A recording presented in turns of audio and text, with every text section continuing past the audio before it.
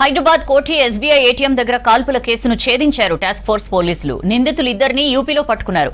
జనవరి 31న Koti SBI ATM దగ్గర వ్యాపారిపై కాల్పులు జరిపి 6 లక్షలు ఎత్తుకెళ్లారు.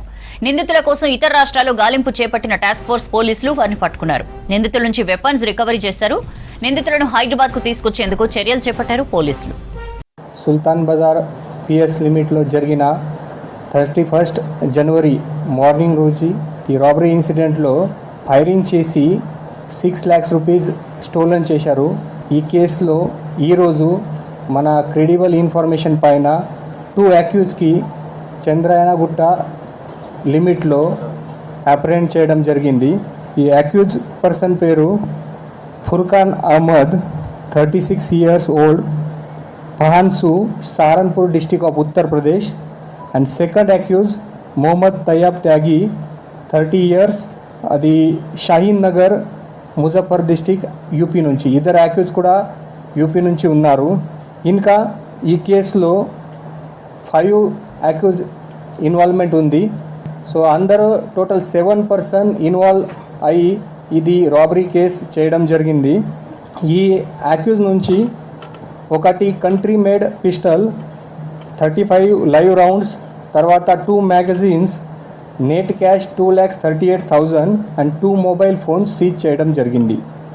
ఈ అక్యూజ్ ఫుర్ఖాన్ అహ్మద్ పైన ప్రీవియస్లో కూడా 8 కేసెస్ ఉన్నాయి. అన్ని మొత్తం యూపీ స్టేట్లో కేసెస్ ఉన్నాయి. దీంట్లో cow slaughters, electricity theft, 307 murder cases, తర్వాత ఫైర్ ఆర్మ్ కేసెస్ ఇంతకుముందు రిజిస్టర్ అయింది. And second accused Tayyab Tyagi పైన కూడా ఒకటి fire arm act case UP స్టేట్లో రిజిస్టర్ ఉంది.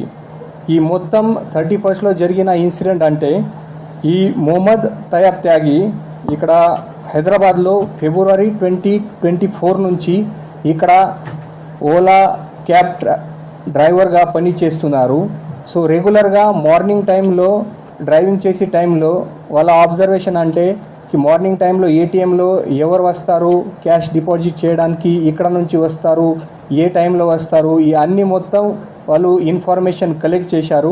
ఈ ఇన్ఫర్మేషన్ వాళ్ళు అక్కడ యూపీలో ఉన్న వాళ్ళ అంకల్ నౌషాద్కి చెప్పారు. సో నౌషాద్ అండ్ వాళ్ళ దానిష్, బ్రదర్ దానిష్, వాళ్ళకి ఈ ఇన్ఫర్మేషన్ అన్నీ చెప్పిన తర్వాత వాళ్ళు ఒకటి ప్లాన్ చేశారు కి హైదరాబాద్లో వచ్చి ఇది రాబరీ చేయాలి.